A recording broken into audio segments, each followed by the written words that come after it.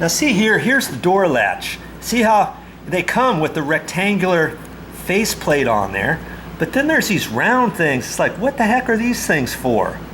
Well, let's take a look at the side latches on these doors. It's very important to always check that.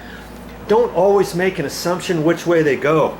See here, this one's round, isn't it? And newsflash, when you pull this out, you do not have to notch this out. Some people think, oh brother, now I've got to notch this out because the faceplate on this latch is like this. How on earth am I going to put that in there?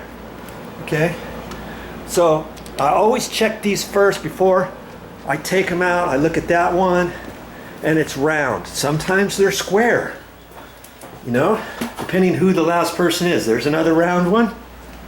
And we look at this one here. Let's get the light on here. And okay, there's a round one there. So I know I'm going to have to make them round. And that's what these are for.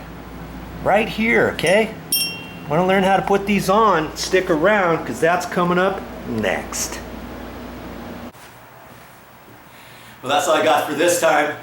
I'll see you on the next video. It's time to install some door handles.